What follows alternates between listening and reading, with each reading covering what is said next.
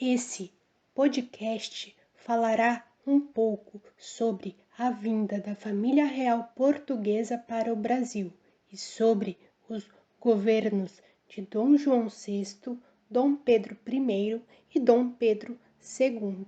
A família real portuguesa veio para o Brasil por causa das invasões das tropas napoleônicas. A viagem foi cheia de necessidades, pois foi uma viagem longa e havia pouca comida. Quando chegaram, primeiro embarcaram em Salvador, depois foram para o Rio de Janeiro. Dom João VI sempre facilitou o comércio de outros países com o Brasil e também possibilitou a criação do Banco do Brasil, do Jornal Gazeta e do Jardim Botânico, que são importantes para o Brasil até hoje, e a população do Rio de Janeiro aumentou consideravelmente. Depois de Napoleão ser derrotado, a família real portuguesa decidiu ficar no Brasil. Então, o país foi integrado a Portugal e começou a ser chamado de Reino de Portugal, Brasil e Algarves.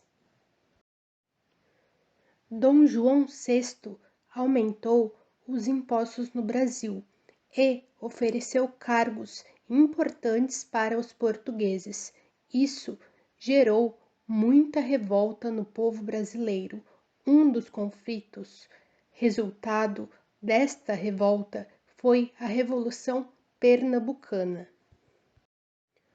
Portugal estava com problemas financeiros, pois, graças a Dom João VI, era mais fácil fazer negócios no Brasil. Então, Portugal iniciou a Revolução Liberal do Porto. Essa revolução foi responsável pelas cortes portuguesas, que eram formadas pela burguesia portuguesa. E essas cortes portuguesas desejavam que Dom João VI voltasse para Portugal. Foi isso que aconteceu. Ele voltou para Portugal e Dom Pedro começou a governar o Brasil. As cortes portuguesas também queriam que Dom Pedro voltasse para Portugal, mas Dom Pedro I, filho de Dom João VI, decidiu ficar no Brasil. Esse dia ficou conhecido como o Dia do Fico. Dom Pedro declarou a independência do Brasil no dia 7 de setembro de 1822.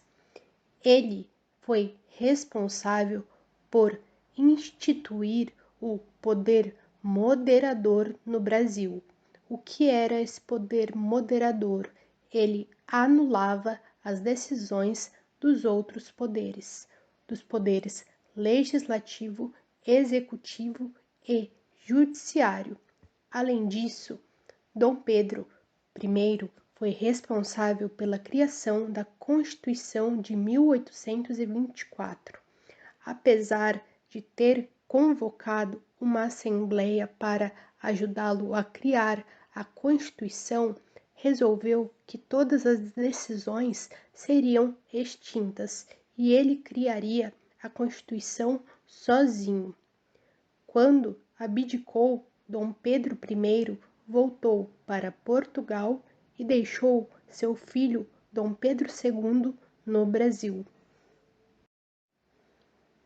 Dom Pedro II foi deixado no Brasil com apenas 5 anos de idade por seu pai, Dom Pedro I.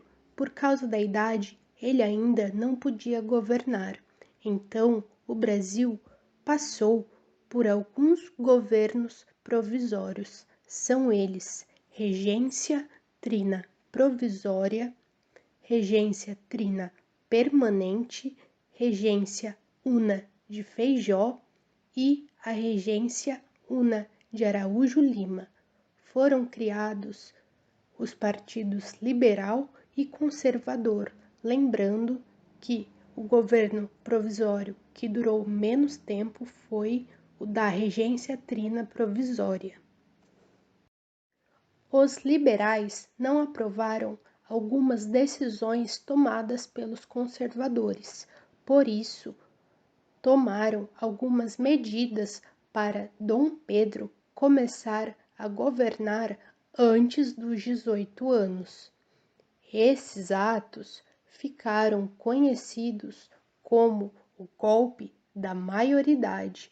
Por isso, Dom Pedro começou a governar o Brasil com 14 anos de idade. Durante o governo de Dom Pedro II, foram aprovadas leis relacionadas à escravidão.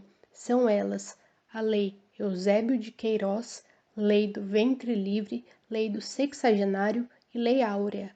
Esta última assinada pela filha de Dom Pedro II, a princesa Isabel. Mas sabemos que o preconceito racial no Brasil, infelizmente, ainda existe. Um dos maiores conflitos do governo de Dom Pedro II foi a Guerra do Paraguai. Brasil, Argentina e Uruguai se uniram para lutar contra o Paraguai por motivos territoriais. O Brasil perdeu 50.000 pessoas nessa guerra e também ficou prejudicado financeiramente. Depois da Guerra do Paraguai, a situação de Dom Pedro II se complicou muito no Brasil. Ele também se desentendeu com membros do exército, com membros da igreja e com escravocratas.